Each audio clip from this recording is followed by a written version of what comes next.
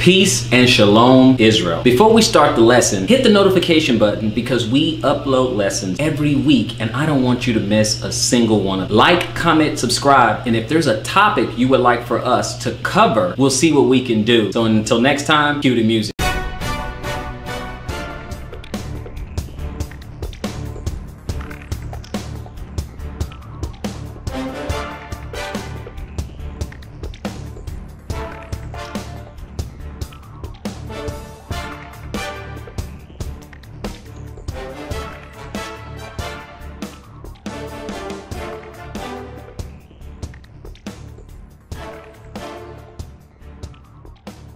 All praises to the Most High God of Abraham, Isaac, and Jacob. And peace to everyone joining us on this program. This is the Fountain of Israel Bible Studies program. And as always, it's an honor for me to stand before you on the Lord's holy Sabbath day.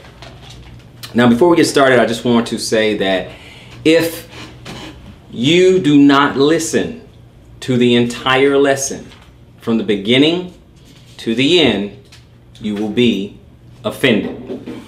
If in the beginning the sisters will probably be okay and the brothers may be a little offended and a little upset, then towards the end of the lesson the roles will reverse, where that the guys may be okay and the sisters may be a little offended. However, it will all be reconciled in the end. So if you do not listen to the entire lesson, I'm telling you now, you will be offended. Also, what I will do is I want to have a little bit more of an in-depth teaching. And when I say I will have more in-depth teaching or advanced teaching or whichever adjective you might like to use, it means that I will use extra biblical sources, including but not limited to a Septuagint version of the Bible. I have that. Maybe I'll use extra biblical resources like Babylon the Timbuktu, the last 2,000 years, and maybe even an Apocrypha. And I know some of you may be thinking, hey, well, you did a lesson, talking about, what about the lost books? I was talking about some particular books. And although I do have an issue here or there with the Apocrypha, it just depends, like 2nd Ezra, for example. That doesn't mean that I don't treat the Apocrypha as a historical reference, okay? That is a completely different argument to say whether it is inspired by God or if it's a historical reference. I treat it no different than the works of Josephus. I treat it no different than other historical references and things like that. Whether or not I elevate that in my own mind, that remains to be seen. But upon further review, there are some things we can get from the Apocrypha. It just takes deeper study and understanding, and we all have to go back and look at some of these verses and check the veracity of anything that we use outside the Bible. Anything outside the Bible. For me, and for the record, the Bible is the final authority, okay? It is the anvil, everything else is the hammer, everything else, okay? The anvil remains, okay? That is the foundation is the Bible. Everything else is extra, and you have to use proper study techniques, okay? So with that, I will tell you now that I will use, in this particular lesson, I will go in the Apocrypha for a little bit. So with that being said, the title of this lesson is Modesty and Virtue. Okay, we want to talk about the righteousness that are found in our sisters. Okay, so I'm talking about modesty and virtue. Now, what is it going to be dealing with? It's going to be dealing with head coverings, jewelry, makeup, because different camps have different views about it. Some are to an extreme and some are very, very liberal. But I think the truth is somewhere in the middle, and we have to find that middle with it. So as you guys join me over in Genesis 24, I just want you guys to understand something about the head coverings right out of the gate. There is no Torah command for women to wear a head covering. This is the part where the brothers get upset. There's no Torah command that says a woman must wear a head covering. However, head covering is part of the culture of Israel. It is a part of our history. It is something that we did do. And it does have some spiritual applications and implications. It does have a spiritual connection, and we will get to that towards the end. Okay? But I just want to say that at the outset. But we're not going to act like Hebrew women did not wear head coverings. Head coverings, bonnets, veils, all these things were used for modesty. Okay, so let's look at that. We're going to start over in Genesis 24 and read verse 25. Okay, Genesis 24, verse 65, I should say. Genesis 24, verse 65. Nice and loud. What does the Bible say? For she hath said unto the servant, what man is this that walketh in the field to meet us? Okay, now this is Rebekah. Okay, this is Rebekah who is about to meet Isaac for the first time. So he said, for she had said unto the servant, what man is this that walketh in the field to meet us? Go ahead. And the servant had said, it is my master. Therefore she took a veil and covered herself. Okay, she took a veil and covered herself. Now, let's look at veil. I have my Strong's. Okay, it's tarif. Okay, taif. All right, it is a wrapper, a shawl, a veil. Okay, to cover oneself, to wrap up. Okay, that's what they did. All right, that is a normal thing. This is a Hebrew woman. That's what she did. All right, to meet her husband, she made herself modest. She covered herself up, made herself modest. We're not done. Go to Ruth. Go to the book of Ruth. Right after Judges. Ruth. And we're going to look at chapter 3. Okay. And we're going to look at veil one more time. Chapter 3, verse 15. Nice and loud. Also he said, bring the veil that thou hast upon thee, and hold it. And when she held it, he measured 6 measures of barley, and laid it on her, and she went into the city. Okay, so again, we see a veil. She had a veil. Okay, this is in the book of Ruth 3:15. Again, so we see veil. All right, so, and we're not done. We're not done. We're going to do one more place real quick. Go over to Isaiah. Isaiah chapter 3. Okay, Isaiah chapter 3. When you get there, I want to pick it up at verse 20. Okay, we want to look at a couple of things here. Verse 20. All right. The bonnets and the ornaments of the legs, and the headbands and the tablets and the earrings. And the earrings. What else? The rings and nose jewels. The changeable suits of apparel, and the mantles and the wimples and the crisping pins. And the crisping pins. The glasses and the fine linen and the hoods and the veils. Okay, now let's take a look at this. Now, first and foremost, okay, we're looking at. I'm going to look in the Strong's, and I want to look up bonnet. Okay? Okay? Headdress, ornament, turban.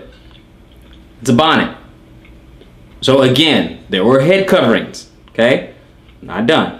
Okay? Then a headband. That should explain itself. Or kishore. Bands, sashes, headbands, ornaments that are bound on. Okay? For women, girdle for women attire. Okay, so we have that. We know what earrings are, and of course this thing is we're talking about head coverings, makeup, jewelry. We know what earrings are, so we're gonna see if earrings are a problem. Okay, we're talking about jewelry. Verse 21, the rings and the nose jewels. All right, so we have that, right? Okay, we're gonna look at another thing, the mantle, mahatafa. Okay, it's an over tunic. Okay, so we just want to get. I want you guys to get a picture of what's going on. Mitpahath. Okay, which is a cloak. That's the wimples. The glasses and the fine linen and the hoods. Okay, turban, headdress in the Strong's. Turban or headdress in the Strong's, which is 6797. Okay, and then of course we have the veil. Okay, and we're just saying that it was there. All those things were on there. So if we went and read the whole thing, this was a description that they had, but that doesn't mean, okay, that they were a sin, because, you know, we know that's transgression of the law. So if we backed up and we said Isaiah chapter 3, let's see, verse 17, it says, therefore the Lord, now this is when the women were haughty, arrogant, had their nose in the air. And so he wanted to take something that they prized so much. Okay, we want to look at that first. Okay, it's not that, oh, their beauty was a problem. It was their behavior that was a problem. So if you will, brother, go, you're in chapter 3, start at verse 16, if you will. Then we get up to all the things that they had. Go ahead. Moreover, the Lord saith, because the daughters of Zion are haughty, and walk with stretched forth necks, and wanton eyes, walking and mincing as they go, and making a tinkling with their feet. Okay. Therefore the Lord will smite with a scab the crown of the head of the daughters of Zion. What else? And the Lord will discover their secret parts. And that day the Lord will take away the bravery of their tinkling ornaments about their feet, and their claws, and their round tires like the moon. The chains and the bracelets and the mufflers, the bonnets and the ornaments of the legs, and the headbands and the tablets and the earrings, the rings and nose jewels, the changeable suits of apparel. Okay, now I'm going to stop just for a second. Even the mufflers, okay, that's rahala, okay? And that is still a veil, okay? It's still a veil. Rahala, which is H7479. Okay, and then that's when we get back into the things that we were talking about, the bonnets and the ornaments and the legs and all those things. Okay, so yeah, they made themselves beautiful because that's what they prize. They prize their look. That's why when you get into the New Testament, you know, Peter is just saying that, you know, your beauty should be inward and not a beauty that, you know, it shouldn't be a beauty as far as outward. You should have more of an inward beauty. Okay, you're talking about a virtuous woman. You're talking about a righteous woman. Okay, the women here were not. Okay, the women here were not, but I am just showing a picture of how they look, where, you know, what was going on at the time. But he said he had a problem with them because they were haughty. Okay, haughty, and then he just described what they were looking at, because they were haughty, proud, arrogant. Because life was so good for them at the time, they thought they didn't have to worry about anything. Okay, so I know a lot of people may look at it and say, see, look, they had all this stuff on and all this jewelry, and that's why the Most High punished them. Well, we cannot use that logic, because again, if you said the changeable suits of apparel, so we're not supposed to wear clothes? So is clothes a problem? Okay, so clothes is not a problem. So we can't use that same issue. I mean, didn't a mantle fall from Elijah and went to Elisha, a mantle? Okay, didn't they wear cloaks? Hoods, all that stuff. So you can't, and then we're talking about head covering, and we're talking about bonnets, and we're talking about veils and stuff. That's mentioned in there with the jewelry. So you can't. So now you're taking away the head covering, brothers. If you want to say, oh well, to see the jewelry was a problem, well, it mentioned bonnets and veils and mantles and all this other stuff that we wear, and you don't have a problem with. Does that make sense? Okay, it's all grouped, it's lumped together in there. So we have to look at this with a more critical eye, with a little bit of understanding. Okay, so like I said, if you don't listen to the whole thing, you're going to get upset. Some people are going to jump the gun because they already approached the subject with a presupposition. Okay, so we're going to keep on going. Let's go to where this whole thing gets started in 1 Corinthians. Okay, let's go to 1 Corinthians chapter 11, because this is where it all gets started. This is where the great debate is. Okay, so we're going to go 1 Corinthians chapter 11. Okay, now let's take a look. 1 Corinthians chapter 11, we're going to get right into it. Start at verse 3. Now this really is talking about proper protocol and submission, but people kind of miss that. Okay, but I'm going to put it back on the table. That's what these group of verses is referring to, but that's okay. So let's look at it. 1 Corinthians chapter 11, and pick it up at verse 3. Let the Bible speak in verse 3. But I would have you know that the head of every man is Christ. Yes. And the head of the woman is the man. And the head of Christ is God. Protocol. That's just what was outlined. Okay, protocol. Now this is example when we keep going. It's an example of that protocol, and all of us, men and women, falling into that proper protocol in submitting ourselves to Christ Yeshua. That's what it is, because he submitted himself to the Father. The men, we submit ourselves to Jesus. And then wives, submit yourself to your husband. Children, submit yourself to mom, so on and so forth. Just to fall in order, just to be in line, okay? So let's go on over to verse 4. Go ahead, let's keep going. Every man praying. Every man praying or prophesying, having his head covered, dishonoreth his head. Go ahead. But every woman that prayeth or prophesieth with her head uncovered, dishonoreth her head. For that is even all one, as if she were shaven. Okay, so it might as well be as she's shaven. Okay, but keep going. For if the woman be not covered, let her also be shorn. But if it be a shame for a woman to be shorn or shaven, let her be covered. Okay, so we're talking about an actual, literal head covering, because some people want to misinterpret it and make it like, okay, well, no, it's just kind of figurative or whatever. No, it's an actual, literal head covering. Not just their hair. Oh, well, her hair is her glory. That's a head. No, it's not talking about that. Because if we did replace that with short hair or something like that, or uncovered, it would not make sense in the context. Okay? But every woman that prayed or prophesied with her head shaved, dishonor her head. For that is even all in all, as if she was shaven. For if the woman be not covered, let her also be shorn or shaved or bald.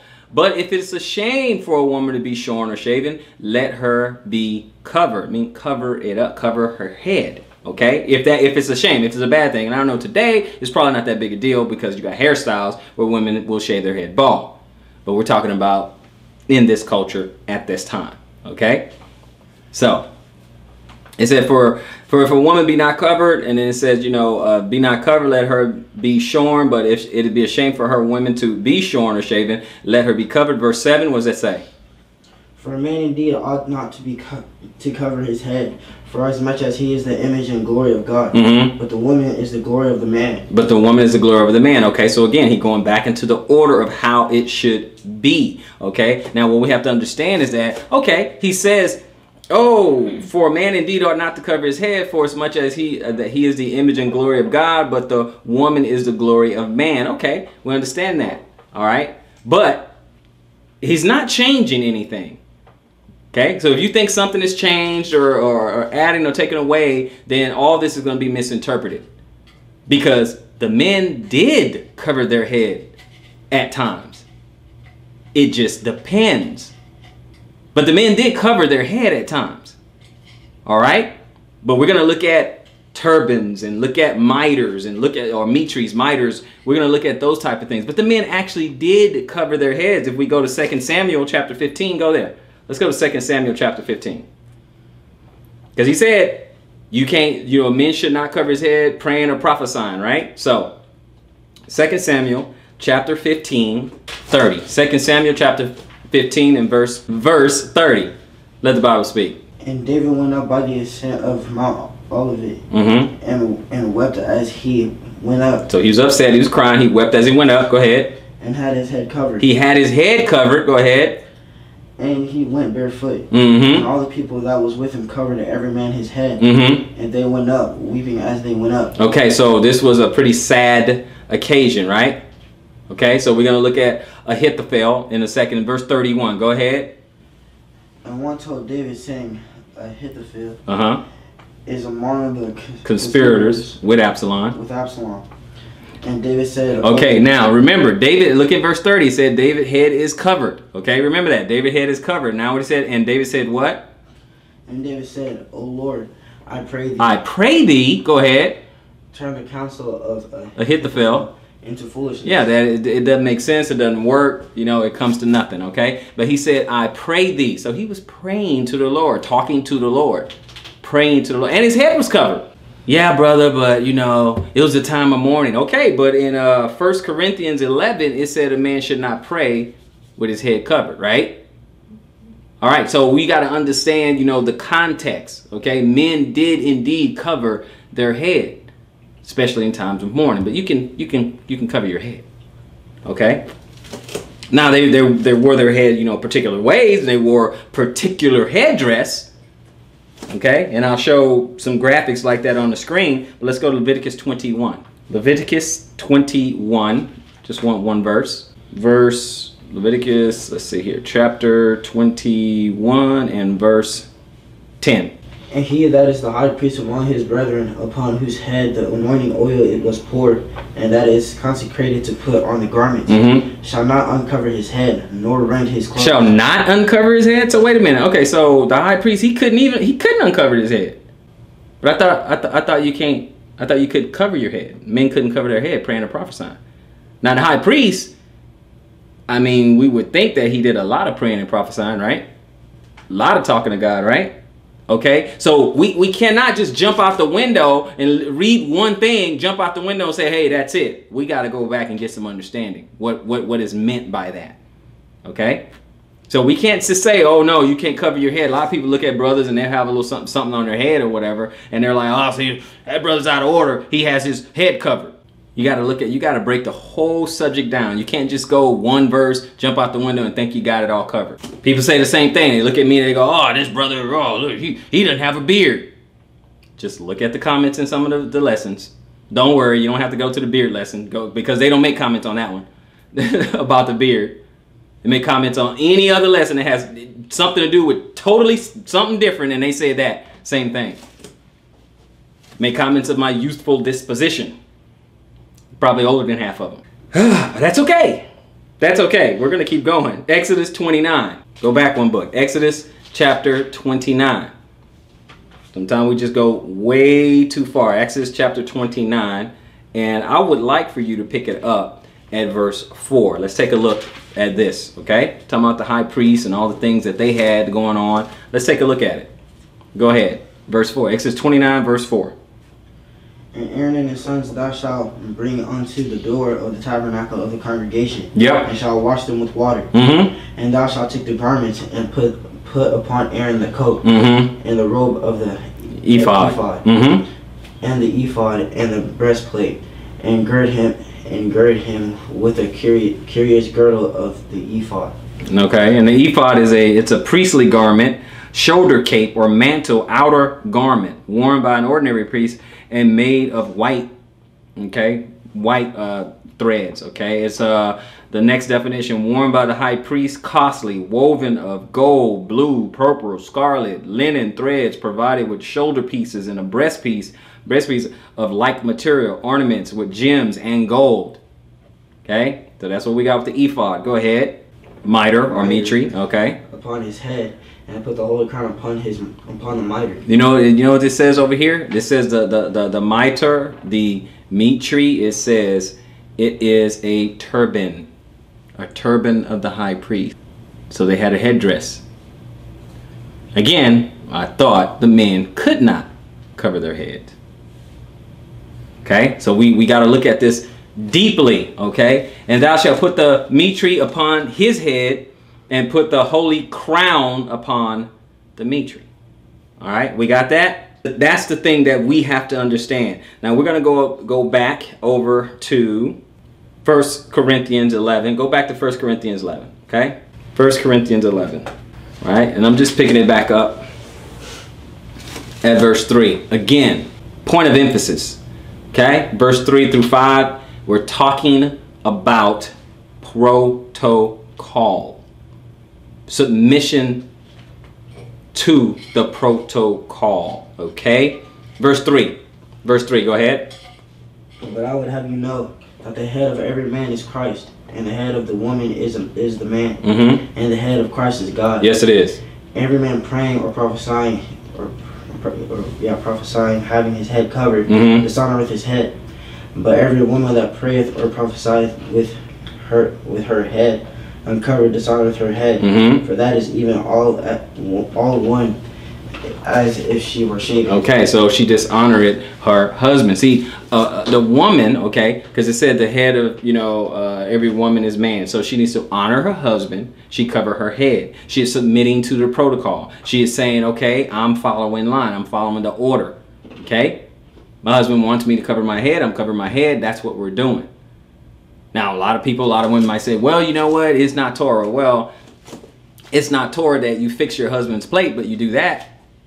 Okay, so let's not play with semantics. Okay, we're talking about protocol. We're talking about an order. Okay, Some of you draw your husband a bath sometime. That's not in Torah either. So let's not just get crazy about this whole thing. This is about order and protocol. Okay? And that is throughout the Bible. All right? And we're going to get into the woman, you know, the role and all that. We're going to get into that. Okay? But we're talking about the virtue of a woman. We're talking about her being modest and being virtuous, being righteous. We're going to get into that. We're going to get into Ecclesiasticus in a minute, in the Apocrypha in a minute. But let's go to Proverbs 31, if you will. Proverbs 31. Proverbs chapter 31. You guys know the verse. It's the verse that most women love to try to model themselves after. So, no problem. Okay? Men need to be men. Women need to be women. Go on over to let's start at verse 10. Okay? Verse 10. Proverbs 31, verse 10. Who can find a virtuous woman? Mm-hmm. For her price is far above rubies. Because virtuous women are rare. A virtuous, righteous woman is rare. They are not a dime a dozen. Go ahead. The heart of her husband doth safely trust in her, so that he shall have no need to spoil. She will do him good and not evil all the days of her life. Right. She seeketh wool and flax, and worketh willingly with her hands. Helping out her household. Go ahead. She is like the merchant's ships. She bringeth her food from afar. Yes, she does. She riseth also while it is yet night, and giveth meat to her household. She is taking care of her household. Look at that. It says she rises also while it is yet night. Okay, so she working day and night trying to take care of her household. And a portion what? And a portion to her maidens. Oh, and a portion to her maidens as well. Everybody in that house she's trying to take care of. 16. She considereth a field and buyeth it. With the fruit of her hands she planteth a vineyard. Okay, so look at that. She considers a field, she buys it. With the fruit of her hands she planted a vineyard. Okay, she's still taking care of things. What else? She girded what? She girdeth her loins with strength, and strengtheneth her arm. She perceiveth that her merchandise is good. She inspects everything, make sure everything is good. Go ahead. Her candle goeth not out by night. Yeah, she don't quit. She don't give up. Go ahead. She layeth her hands to the spindle, and her hands hold the distaff. Go ahead. She stretcheth out her hand to the poor. Okay, she tried to take care of the poor. Go ahead. Yea, she reacheth forth her hands to the needy. We see an example of that over in the New Testament, but go ahead. She is not afraid of the snow for her household. For all her household are clothed with scarlet. Because she's taking care of her entire household. This is a virtuous woman, okay? This is a virtuous woman, okay? Many women can't get with this. They can't understand that. They cannot understand this. They're gonna relate to when I talk about the women over here in the Apocrypha. They're gonna more women are gonna relate to that. This is where the women get upset at me, okay? But go ahead. She maketh herself coverings of tapestry. She make herself coverings of tapestry. Okay, go ahead. Her clothing is silk and purple. Go ahead. Her husband is known in the gates. Wait a minute. She says nice things about her husband? She big her husband's up? Okay, go ahead. When he sitteth among the elders of the land. Go ahead. She maketh fine linen and sell it. And delivereth girdles unto the merchant. Strength and honor are her clothing. Okay. And she shall rejoice in time to come. Sure she will. Go ahead. She openeth her mouth with wisdom. She openeth her mouth with wisdom? Wait a minute. A virtuous woman, she's going to speak with wisdom. What's she's going to do with her tongue? Go ahead. And in her tongue is the law of kindness. And she's going to be kind. Oh, okay. Do we get that today? Yeah, we don't. Most women, they can't do that. It's about their feelings. It's about their feelings. It's not what they should be doing. It's not the duty. It's not responsibility. It's not virtue. It's their feelings. 27. She looketh well to the ways of her household. She makes sure everything is good in her household. Peace, order in her husband, in her household. And does what? And eateth not the bread of idleness. She's not sitting around. Go ahead. Her children arise up and call her blessed. Her husband also. And he praiseth her. And he praiseth her. Oh, okay. Go ahead. Many daughters have done virtues, but thou excellest them all. But you excellest them all. Go ahead. Favor is deceitful, and beauty is vain. But a woman that feareth the Lord, she shall be praised. But a woman that feareth the Lord, she shall be praised. What else? Give her of the fruit of her hands, and let her own works praise her in the gates. And let her own works praise her in the gates. So we got an idea of what a virtuous woman is like. Okay? But if anyone has a nice little handy Apocrypha, let's go ahead and take a look at Ecclesiasticus chapter 25. Ecclesiasticus chapter 25 and verse 8. And I'm going to read that myself. Ecclesiasticus chapter 25 verse 8. Okay? And it's going to have some contrast. Okay, it talks about, virtuous women too, but it also talks about the other kind of women as well. It says, well is him that dwelleth with the wife of understanding, and that has not slipped with his tongue, and that has not served a man more unworthy than himself. That's verse 8. Verse 13. Give me any plague but the plague of the heart, and any wickedness but the wickedness of a woman. Verse 16. And I had rather dwell with a lion and a dragon than to keep house with a wicked woman. So I got to give you the contrast. And I know it makes a lot of people uncomfortable. Verse 17. The wickedness of a woman changes her face, and darketh her countenance with sackcloth. Her husband shall sit among his neighbors, and when he heareth it, shall sigh bitterly. Verse 21. Stumble not at the beauty of a woman, and desire her not for pleasure. A woman, if she maintain her husband, is full of anger, impudence, and much reproach. 23. A wicked woman abateth the courage, maketh a heavy countenance, and a wounded heart. A wounded heart. A woman that will not comfort her husband in distress, maketh weak hands and feeble knees. And of the woman came in the beginning of sin, because we know Eve sinned first, and through her we all die. All right, I know that don't make a lot of people feel good, but it is what it is. But you get a little bit of the some of the virtues. If we go to chapter 26, verse 2, some of the virtues: a virtuous woman rejoices her husband, and he shall fulfill the years of his life in peace. A good wife is a good portion, which shall be given in the portion of them that fear the Lord. So a good man who fears the Lord gets a good wife. Okay? Gets a good wife. Verse 6 of chapter 26 in Ecclesiasticus. It says, but a grief of heart and sorrow is a woman that is jealous over other women. We get that a lot today. And a scourge of the tongue which communicate with all. An evil wife is a yoke shaken to and fro. He that has hold of her is as though he held a scorpion. He is in big trouble if you have a wicked wife. An evil, wicked wife. Few more verses. Okay, a few more verses, and we're going to get to it, and we're going to start talking about makeup and jewelry. But verse 13, chapter 26 in Ecclesiasticus, or Sirach, chapter 26, verse 13. The grace of a wife delighted her husband, and her discretion will fatten his bones.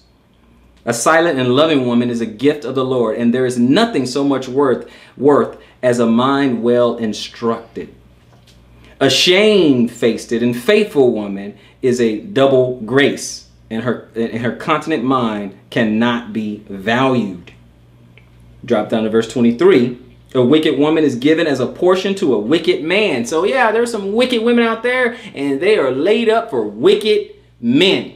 Okay, so brothers, if you want to be out there and you don't fear the Lord, you don't want to be righteous, you want to deceive, and you want to try to take advantage, you just may end up with a wicked woman, which is exactly what you deserve. It's exactly what you deserve. But a godly woman is given to him that feareth the Lord. That's the end of verse 23. 24. A dishonest woman contenteth shame, but an honest woman will reverence her husband. 26. A woman that honoreth her husband shall be judged wise of all, but she that dishonoreth him in her pride shall be counted ungodly of all. We're going to get back into the Bible. Now, That went back and forth. It says something good about a virtuous woman, a righteous woman, and it says something about an evil and a wicked woman. But again, if it resonates with you, then maybe you should check yourself.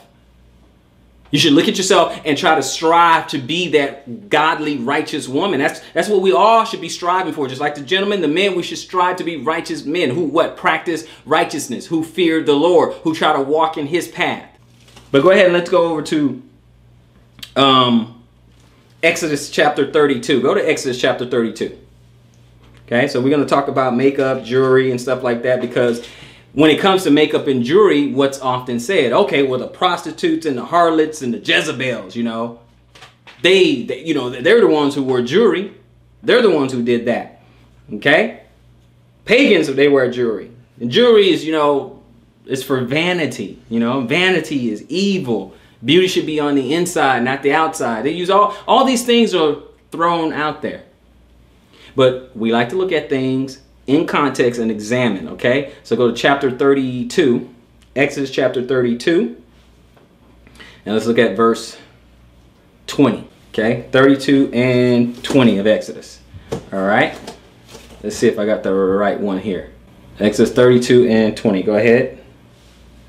And he took the calf which they had made, and burnt it in the fire, and ground it to powder, and strawed it upon the water, and made the children of Israel drink of it. Okay, so he's talking about when he burnt, that's when Moses came back and he burnt down that calf and everything that they had made with their earrings and all that stuff. And he grounded it down, put it in water, made them drink it and stuff. So people use that and they say, well, you know, that's why, you know, jewelry is bad. But we know there's nowhere in Torah, again, that says, okay, jewelry is a sin. Now, we know some people, they get carried away and they get vain and they get puffed up and they wear fancy jewelry. You know, we're in a name brand generation right now where everyone, you got to have certain, you know, hot name brands that are out there. You know, even the fellas on their feet, they got to have Jordans. They got to have those $200 pair of shoes. You know, the ladies, I wish I could just name those designer brands right now. I wish I could, but I'm gonna name something and then be like, okay, yeah, that's not in. So I don't know what's in right now. Okay, red bottoms, Louis Vuitton, that stuff. I hate to name them because then someone's gonna tell me, no, that's outdated. That's not in anymore. So I don't know. But you know, I do know there's jeans out there that cost $150, $200, $250 jeans. I know that. I know some of the prices. I know some of the bag. I've been to the Coach store, seen that. So how we adorn ourselves with these lavish and expensive apparel and ornaments, I know it's there. Okay, so they're talking about, but see, there's no prohibition for it in Torah. Okay, but let's go to chapter 33. You're in Exodus, go to chapter 33. Go up one chapter. Okay, chapter 33, and just give me verse 5. Okay, go ahead. For the Lord has said unto Moses, say unto the children of Israel, ye are stiff-necked people. I will come up into the midst of thee in a moment, and consume thee. Therefore, now put off thy ornaments from thee, that I may know what to do unto thee. Okay, so we put off our ornaments. Let me look at ornaments. Okay, ornaments. Adi. Ornaments, trappings. Okay, ornaments. Okay, or the trappings of horses, things like that. So we know it's some of that apparel that they had on. Okay, because they did come out of Egypt with great substance, right? In the Egyptians, they had, you know, gold and, you know, jewelry and rubies and all that, and they came out with great substance. That's why when Moses went up the mountain and they wanted to build the golden calf, what they subsequently built the golden calf, what they do, they take off their earrings and their necklace out of their sons and their daughters and things like that, right? People automatically say, okay, well, see, they took that off. That was evil. That was we're gonna keep it biblically based. Okay. Now again, I know the brothers are probably listening like, oh, this brother here, he's going left. No, I'm just putting everything in context. Oh, he's just telling the women to go out and dress any kind of way. And no, the lesson is called modesty. I am calling for modesty, but I'm not gonna say just because I don't like something, I'm just gonna say, oh well, you know, you breaking the law if you don't do this. Well, if the Torah doesn't say, then I cannot add to it. That's law as well. Not adding to Torah, not taking away from Torah.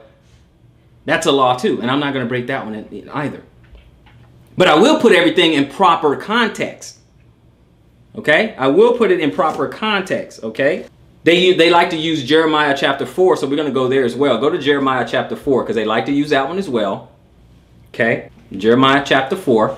Okay? And when you get to Jeremiah chapter 4, brother, read verse 30 for me. Go ahead. And when thou art spoiled, what wilt thou do? Mm-hmm. Though thou clothest thyself with crimson. Mm-hmm. Though thou deckest thee with ornaments of gold. Mm-hmm. Though thou rentest thy face with painting. Paint your face. In vain shalt thou make thyself fair. All for nothing you're going to make yourself fair. Go ahead. Thy lovers will despise thee. Mm-hmm. They will seek thy life. Okay, so he's saying it doesn't matter how you try to make yourself up, make yourself all pretty, and put all the makeup, all this other stuff, you're still going to be despised. So I don't care how you look, Israel. I don't care how you try to make it up. I don't care if you put lipstick on a pig. It's still a pig. I don't care how you make yourself up. Your righteousness, your beauty will be turned to ashes. Your righteousness is still filthy rags. Are we understanding? See, that's really what he's talking about here, okay? It's not the beauty that's the sin. It's your hardiness, your stiff neck. You're proud. You're putting all your stock in the stuff that you have on. You're putting all your stock into all the jewelry and the stuff that and the makeup and all that other stuff. Now, oh, look at me, I'm beautiful. Now I'm somebody. No, it doesn't work like that. All that beauty will be turned into ashes. We just got to put it in its proper context. I have one more. I have one more. Ezekiel 23, because that is one that's like they love to use that one as well. Go up 2 books. Ezekiel chapter 23. And we're going to go to verse 40. Ezekiel 23. Read verse 40 for me, brother. And furthermore, that ye have sent for men to come from far, unto whom a messenger was sent. And lo, they came. For whom thou didst wash thyself, paintedst thy eyes. Paint your eyes. And deckest thyself with ornaments. Oh, you made yourself nice and pretty. You deck it yourself. You paint your eyes, deck yourself with ornaments and stuff like that. See, at the end of the day, what's going to happen is that Yah is going to take away their beauty. It's not about, just painting your face, oh, that's a sin. No, see what it is. See, the makeup is symbol. You're trying to cover up something. He's telling you worrying about the wrong thing. It's really your behavior. Because if you were behaving right, I wouldn't care. I wouldn't care about that. I wouldn't care that you have a couple of earrings in your ear. I wouldn't care about that if you were walking righteously. But he knows you're trying to cover something up. He knows that. That's why he points these things out. You're trying to cover something up. It's not about that.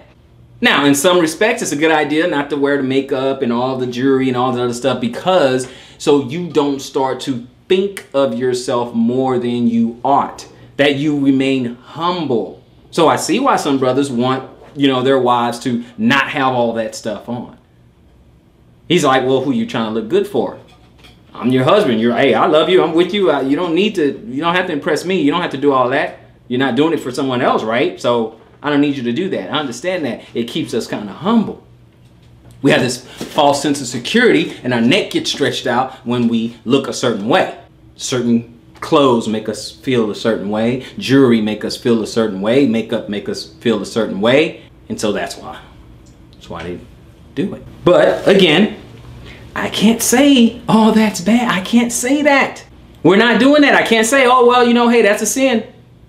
Because if so, let's go on over to Esther chapter 2. Go to Esther.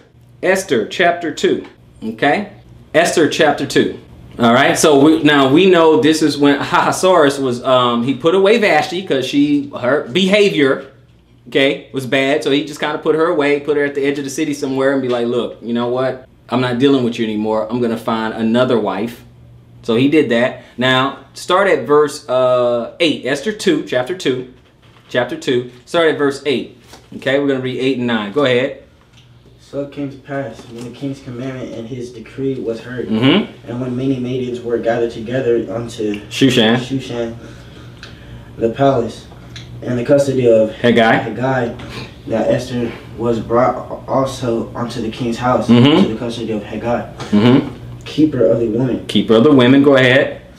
And the maiden pleased him, and she obtained kindness of him. Yep. And he speedily gave her things for purification. Yep. With such things as belonged to her. And what else? And 7 maidens. Gave her 7 maidens to help her. Go ahead. Which were meet to be given her. To serve her. Go ahead. Out of the king's house. What else? And he had preferred her and her maids unto the best place of the house of the women. Okay, so if we look there, we know when he prepared her, okay, she was going for purification. But we're gonna keep reading. Go ahead. Esther had not showed her people what? Verse 10.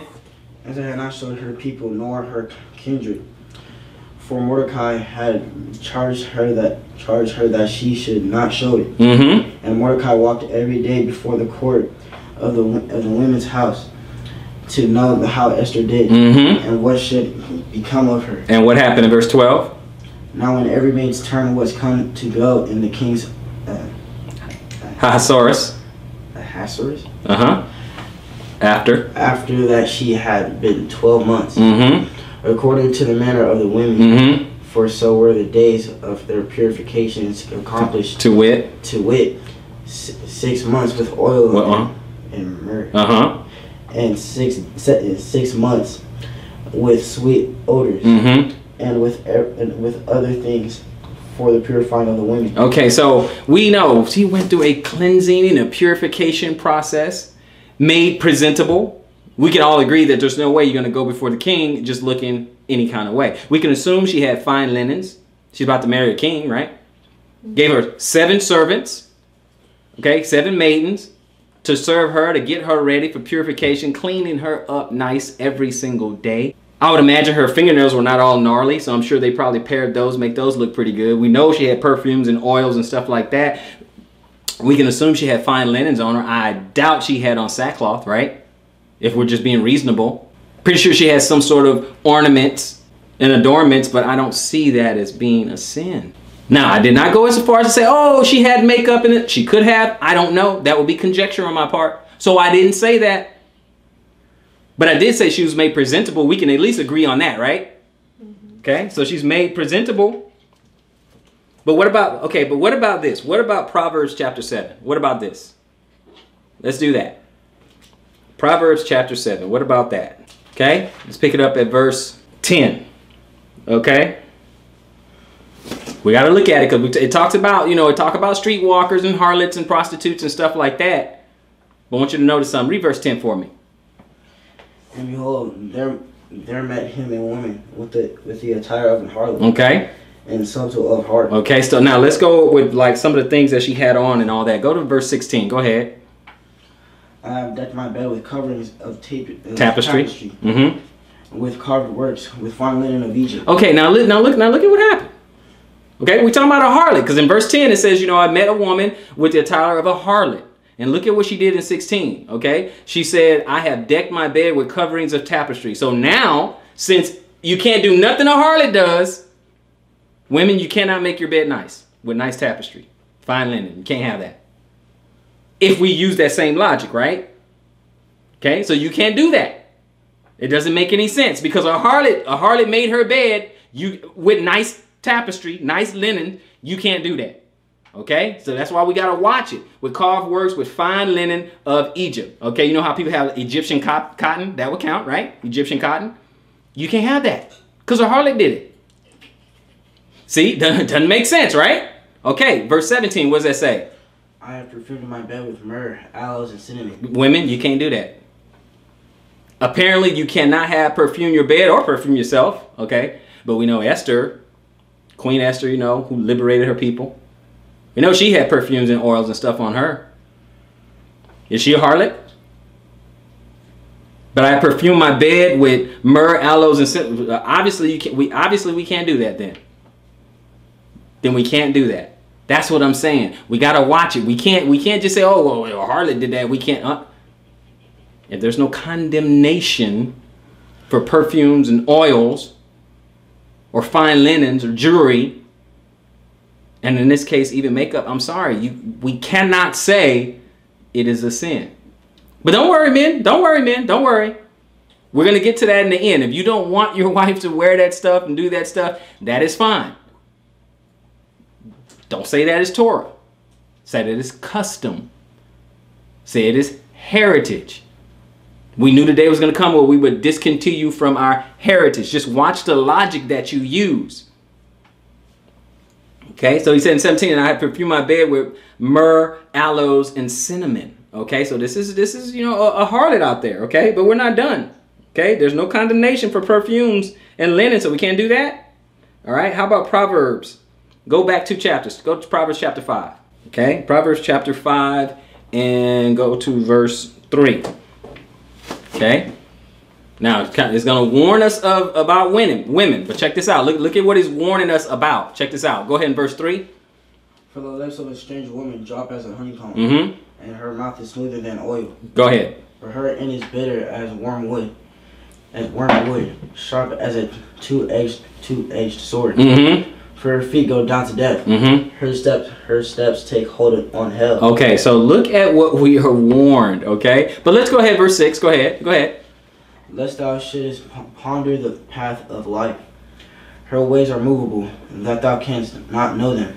So look at what we're warned for, strange woman, or we can just say, wicked woman, or, harlot, whatever. Look at what we're not warned by her perfume.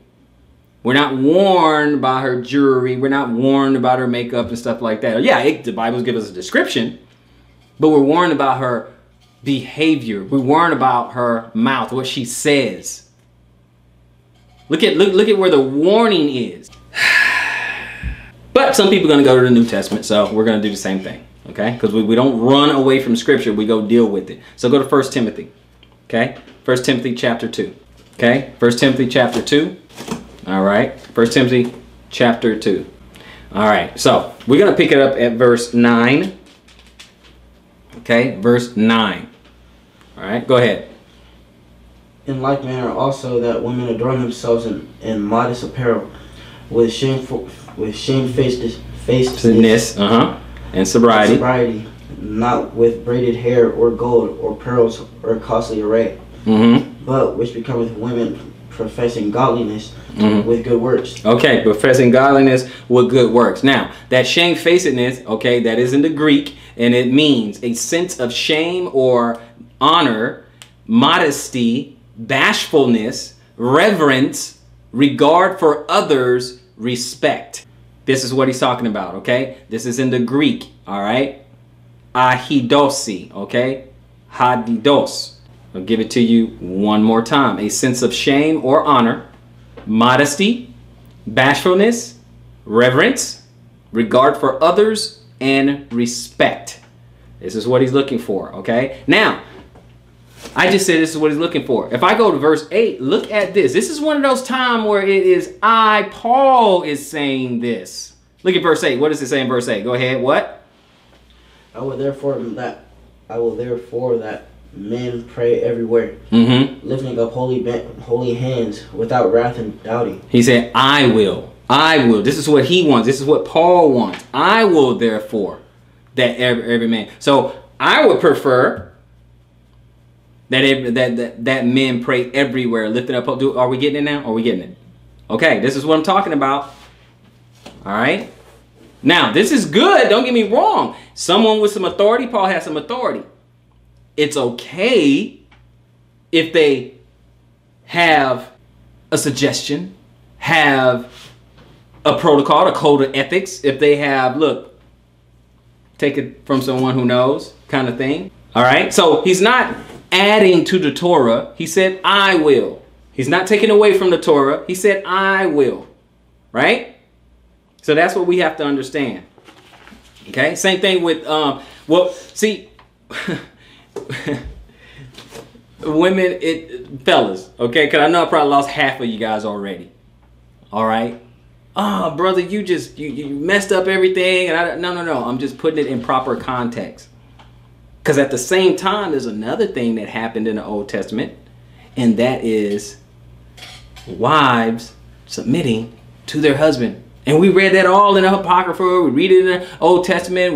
We understand that that's what women are supposed to do. So, fellas, if you don't want your woman to wear a bunch of makeup, okay, if you don't want her to look like the Joker, the Saw clown, the It clown, then you simply say, no, honey, no. Purple eyeshadow does not look good on you. Sorry. You have that right. You have that power and you have that right. So calm down, relax. Okay? You don't have to manipulate her into doing it. You just simply say, hey, I'd really rather you not do that. Want a head covering? You know, sweetie, you go out of the house, I'd really rather you just keep a head covering on. And that's honoring you. That is submission to you, to the protocol. Let's keep going. 1 Peter chapter 3. 1 Peter chapter 3. Now, unrighteous, wicked women, they don't like scriptures like this. They hate these. They hate these. Something jumps up in their spirit. They hate this kind of, they don't want us to talk about this kind of stuff. But let's take a look. Let's take a look. 1 Peter chapter 3. Pick it up at verse 3, if you will. 1 Peter chapter 3, pick it up at verse 3, and then we're going to move around a little bit. Go ahead.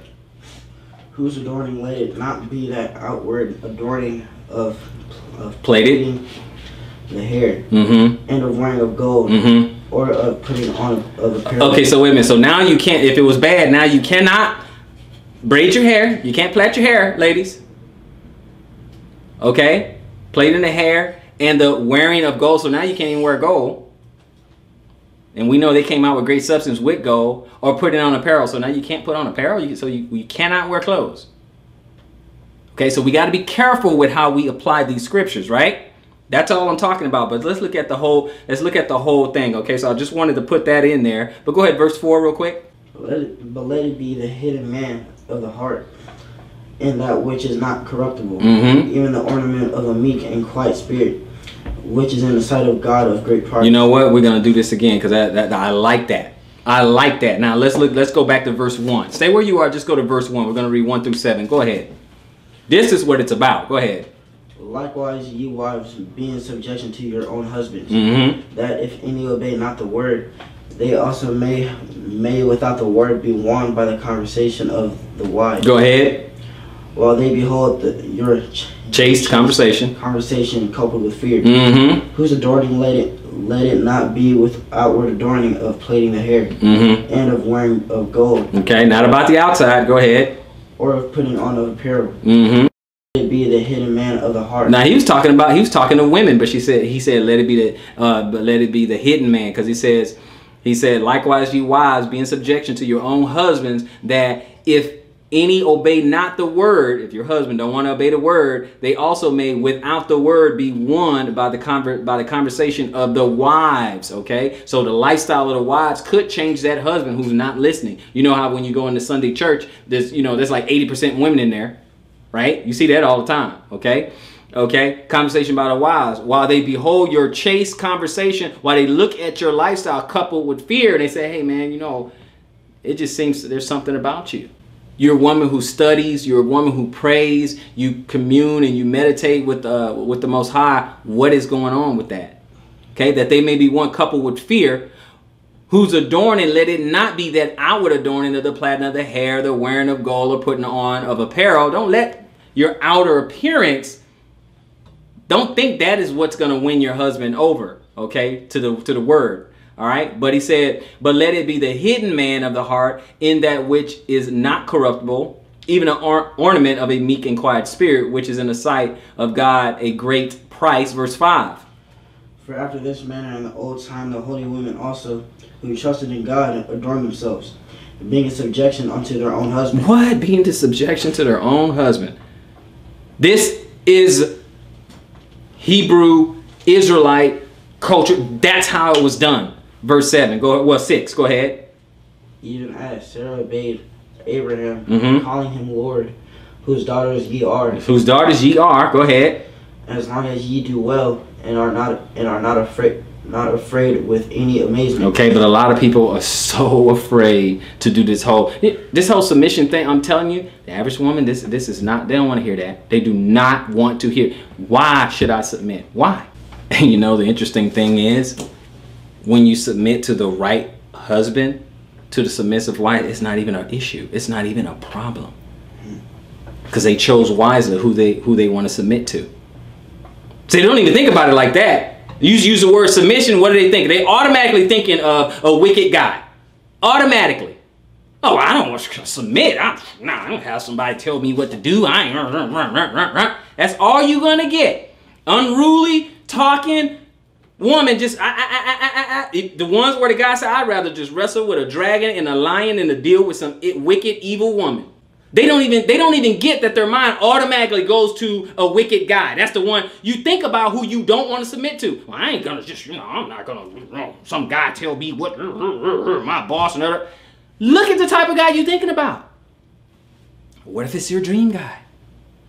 Treats you nice and wonderful and takes care of you. You don't have to worry about your future. You don't have to worry about your clothes. He takes care of everything. What's the problem? See, some women found the right guy to submit to, and submission is not a problem. The first thing that comes out when you even talking about submitting to someone is their insecurities. Disguise that, oh, that guy treat me, blah, blah, blah. Who you picking? That's the first thing that comes out, insecurities. They get mad. You're insecure about something. I'm sorry for some of the sisters who got already hooked up with the wrong guy. I'm sorry. It wasn't me. I didn't arrange that. Sorry if your husband's not, is not righteous. I'm sorry. It may be in who you pick. Let's continue because we're talking about jewelry, and we're going to look at some of the symbolism in that jewelry. Because some people say, well, that's not settled. You just told them, go ahead, just wear what you want, do what you want. No, I also told them to submit. We'll deal with that. We'll deal with that. Let's look at this. We're going to look at some of that symbolism. Isaiah 61:10. Isaiah 61:10. For those who want to be like, nah, brother, you didn't show me anything. Okay. Isaiah 61:10. We're going to look at a couple things here. Okay. Isaiah 61:10. What does this say? When you go to Isaiah 61:10, how the Lord's going to do, it's like, you know how the Lord compares himself to this or compares himself to that. He generally don't compare himself or use metaphors, bad ones to describe himself. Okay? So Isaiah 61, look at verse 10. What does that say? I will greatly rejoice in the Lord. Mm-hmm. My soul shall be joyful in my God. Mm-hmm. For he hath clothed me with the garment of salvation. Yes, he has. He hath covered me with a robe of righteousness. Uh-huh. As a bridegroom decketh himself with ornaments. Uh-huh. And as a bride adorneth herself with her jewels. Oh, so a bride adorn herself with her jewels. So jewelry bad? Careful. Careful. But we're not done. Ezekiel 16. Ezekiel chapter 16. Let's pick it up at verse 11. Go ahead. Now watch this. Ezekiel 16 verse 11.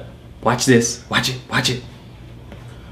I deck thee also with ornaments, mm-hmm. and I put bracelets upon thy hands, mm-hmm. and a chain on thy neck. And a braces on the hands, a chain on her neck. What else? And I put a jewel on thy forehead, mm-hmm. and earrings in thine ears. And earrings in thy ears. What? What else? And a beautiful crown upon thine head. What else? Thus was thou decked with gold and silver, and thy raiment was of fine linen. Fine linen, and silk, and mm-hmm. Embroidered work. Thou didst eat fine flour and honey and oil, and thou wast exceeding beautiful. Mm-hmm. And thou didst prosper into the kingdom. And you did prosper into the kingdom. Okay. So okay, got it. So just so you know that it's okay. Read verse 14, just so we know that it's okay. Go ahead. And thy renown went forth among what? And thy renown went forth among the heathen for thy beauty. Mm-hmm. For it was perfect through my comeliness, which I had put upon thee, mm-hmm. saith the Lord God. Mm-hmm. So it was okay until they took it a little too far. That's why sometimes the Lord keeps us humble. Some people say, oh, well, if I had this amount of money and this and that, say you ask not, you have not because you ask not, and you ask amiss because you'll heap it upon your lust. That's where this stuff comes in, because it was okay. It was fine. And thy renown went forth among the heathen for thy beauty, because it looked good, Israel. For it was perfect through my comeliness, which I had put upon thee. He put it on them, said the Lord God. And then what happened in verse 15? But thou trusted in thy own beauty. Whoa. It wasn't, the problem wasn't that you were beautiful, is you trusted in that. Verse 15, read it.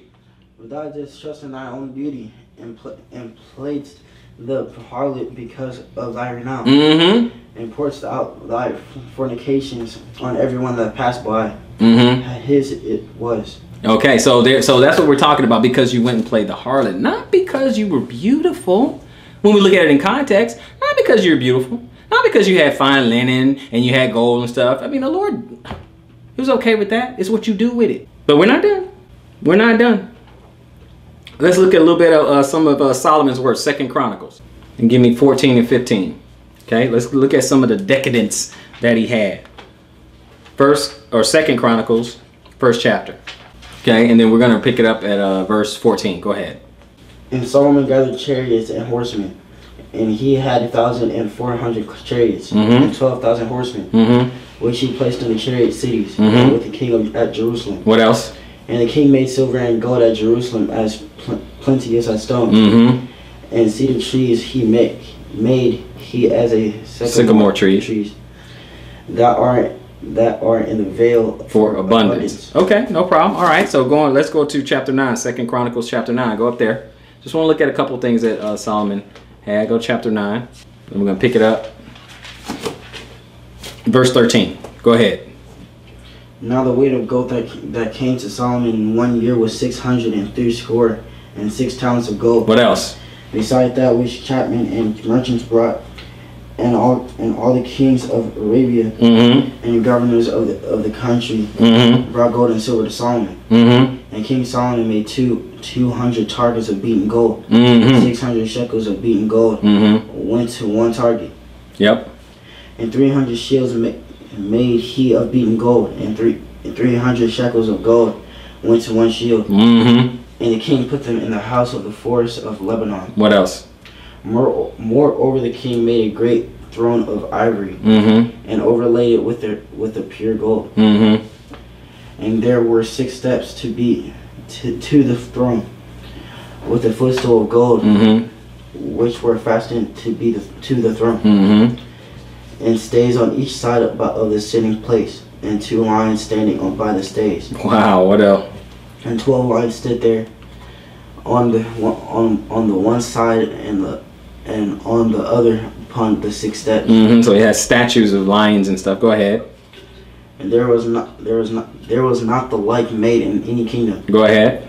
And all the drinking vessels of King Solomon were of gold. They were drinking out of cups made of pure gold. Go ahead. And the vessels of the house of the forest of Lebanon were of pure gold. None were of silver.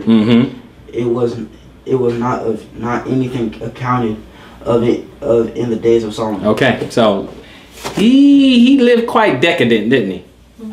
Gold everywhere. Find this, find that. Lord never punished him for being wealthy and decadent.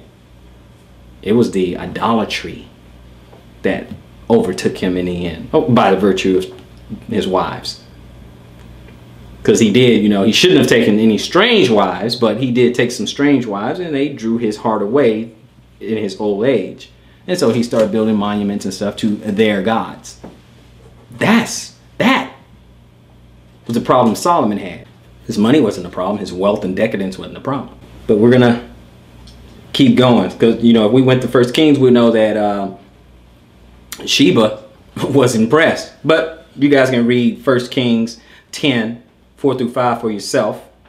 But let's look at a couple of other things. So it's not the jewelry, because people want to make a big deal out of that. But let's take a look. We're going to hit a couple of quick places real quick, so we can start wrapping up. Luke 15 and 22. Go to Luke 15. Okay. If you want to look at how the cherub angels were decked out, go to Ezekiel 28, 13 through 17 on your own.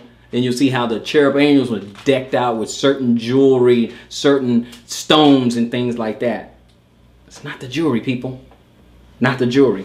Luke 15 and read verse, Luke chapter 15 and read verse 22. But the father said to his servants, bring forth the best robe and put it on him, and put a ring on his hand and shoes on his feet. And put a ring on his hand. Okay, that's not a problem. Jury's not a problem, people. All right, jury's not a problem, people. All right, go to Daniel chapter 5.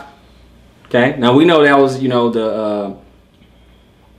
the prodigal son story, but still, brought him back in, put a ring on his hand, shoes on his feet, go from there. Okay, so go to Daniel chapter 5. Just a couple of little places, real quick.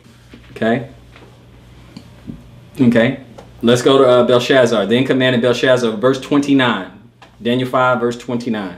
And then commanded Belshazzar, and they clothed Daniel with scarlet, and put a chain of gold around his neck, and made a proclamation concerning him, that he should be the third ruler in the kingdom. Okay, now we know Daniel was righteous, so if having a chain around his neck was a problem, he said, well, I can't accept that, right?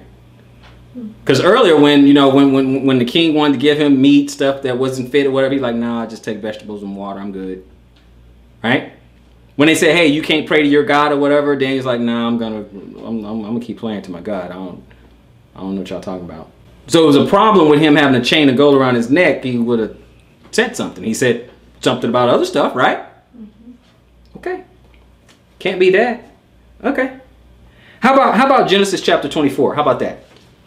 Okay, let's look at Abraham real quick. Okay, he's considered righteous, right? Last time we checked, right? Okay, so Genesis, go to chapter 24. I just want to drive the point home so that we all get it. Okay, okay. I just want to look at one verse, Genesis 24:53. Let's take a look at this. All right, we're going to go right back to Rebecca, but go ahead. 53. What does that say? And the servant brought forth jewels of silver, jewels of gold, and raiment, and gave them to Rebekah. He also gave also to her brother and to her mother precious things. Wait a minute. The servant of Isaac, Abraham, you know, Abraham made sure that he's taking care of this, you know, this young woman, Rebecca, one of our foremothers. Didn't seem like she refused it. And what did she receive? She received jewels of silver and gold, and probably some pretty fine raiment. I mean, if you got gold and silver, I mean, I'm pretty sure you can afford some nice clothes too. So I'm gonna assume this raiment was fine. You guys with me? You hear me? All right. So no problem. So I'm gonna touch one more place, and then I'm gonna go ahead and get back to a little bit of that protocol real quick, and then we're gonna wrap it up. So go to Proverbs 25:12. I just want to make one point. This one, I just want to make a quick little point. Proverbs 25. Let's go there real quick. Proverbs 25. Okay, because he's making a comparison. Read verse 12 for me. Proverbs 25, verse 12. As an earring of gold and an ornament of fine gold, so is a wise reprover upon an obedient ear. Ah, okay. So he's comparing as a earring of gold, an ornament of fine gold, just like. Isn't that what it means? Right? So as, right? So is a wise reprover upon an obedient ear. So just like. So he's comparing two good things, just like. Okay? So I just wanted to point that out. Now I wanted to go to one more place in that 1 Corinthians, and then we're going to wrap this up because I want to make a couple of proclamations here. So go to 1 Corinthians, back to 1 Corinthians chapter 11, and I just want one verse. And that is verse 10. Read verse 10, and then we're going to move on. Read verse 10. Go ahead. For this cause ought the woman to have power on her head because of the angels. Okay, for this cause ought the woman to have power over her head because of the angels. All right? So let me go ahead and show you guys why real quick. Why you have power over your head because of the angels. Not because, ooh, they're going to look down upon you and think you're so pretty and just overtake you. That's not why. But check this out. Because we said this is about protocol, okay? So we're going to look at this, all right? 2 Chronicles, I want you guys to look at, we're going to go to a couple of places, so if you got to write it down, do that. Go to 2 Chronicles, these are going to be like one verse, and we're going to get in and out. 2 Chronicles, we're going to go quickly. 2 Chronicles 16 and verse 9. 2 Chronicles 16 and 9. What does that say? 2 Chronicles 16:9. What does that say? For the eyes of the Lord run to run to and fro throughout the whole earth to show himself strong in the behalf of them whose heart is perfect toward him. Okay, so that's really all I need, because he's just saying that the eyes of the Lord are watching. Okay, so the eyes of the Lord are watching. That's 2 Chronicles 16:9. We're going to keep moving. Okay, now watch this. Psalms 91. Go to Psalm 91. Because we're going to go ahead and get out of here. Psalm 91. I just want to get this lesson, and I want everyone to understand it, okay? So the eyes of the Lord are upon the earth. It's not his literal eyeballs walking around, flying throughout the earth. He sees all this stuff, but he gives his angels charge. Psalm 91 and 11. Psalm 91 and 11. And it says, for he shall give his angels charge over thee, to keep thee in all thy ways. So men, women, brethren, that's what he's going to do. We're still in Psalms. Go to, like I said, we're going to keep it moving, keep it pushing. Psalms 34. Go to Psalm 34. Okay, Psalm 34. I just want one verse over there. Psalm 34, if you will. And give me verse 7. 34 and 7. Go ahead. And the angel of the Lord encampeth round about them that fear him, and delivereth them. And an angel of the Lord encampeth round about them that fear him. Okay, angels. There's angels watching. Angels watching. Go to Job if y'all want to. Not now, but go to Job if you want to know the angels reporting to God when the sons of God came over to Job. Okay, if you want to see that. But go ahead. Go to 1 Peter. We're closing out here. 1 Peter. 1 Peter chapter 3. 1 Peter chapter 3. And give me verse 12. 1 Peter chapter 3, verse 12. For the eyes of the Lord are over the righteous, and his ears are open unto their prayer. But the face of the Lord is against them that do evil. Okay, so like I said, he is watching over us. And I said there's a protocol. So ladies, yeah, he's watching both men and women. But are you falling in the protocol? And the women, guess what? The angels, they go and report to the Lord what they see. So are you falling in line? All you have to do is go over to Job, and you'll see that they report to him. Not done. The eyes over there. So let's go to these last two spots right here. Hebrews 1 and 14. Last two spots. Hebrews 1 and 14. Read verse 14. Are they not all ministering spirits, sent forth to minister for them who shall be heirs of salvation? Ministering spirits. Talking about the angels, okay? Because they have work to do. They have jobs, and they report on you and I. Who's falling in line? Last spot. Go to Matthew 18. Last spot. Last verse. Matthew chapter 18. And I just want one verse there, and we'll be done. Matthew 18 verse 10. It says, take heed that ye despise not one of these little ones, for I say unto you, that in heaven their angels do always behold the face of my Father which is in heaven. They're angels, you know, the babies, the little ones. Angels watching over us all the time. So ladies, might be a good idea to just, see what does it take? What does it mean to honor your household? What does it mean to take care of your household? What does it mean to follow the protocol? Because all that, because your husband wants you to wear a head covering, not wear so much makeup, take it easy, go light on all that jewelry. Some husbands like, okay, wear dresses only, no pants. Okay, that's their call. That's how it goes. But it is within their right, if that's how they want their home represented, if that's how they want the relationship represented. And are you following protocol? Because we're all being watched. And if the angels are watching us, who do the angels report to? That's all I'm talking about. So again, I said, if you don't listen to the whole lesson, you're going to be upset. And I know there's some people going to be upset. I know some of the brothers are upset. They're like, wow, I can't believe you said all this. No, it is still well within your right as the husband, as the head of that household, to say, hey, listen, I would like your head to be covered. I don't like all that makeup. Wear a dress. Not so much jewelry.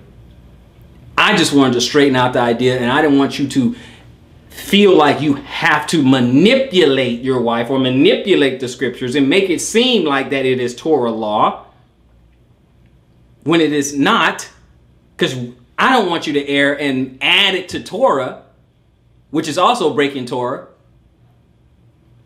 I just want you to be like, look, just man up and just say, look, wife, wives, whatever.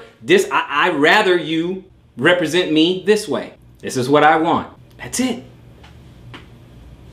That's it. I know I've offended a lot of people out there. Hope not, but for those who had the ear to hear, I hope it has been edifying. So until next time, search the scriptures, improve all things. Shalom, Israel.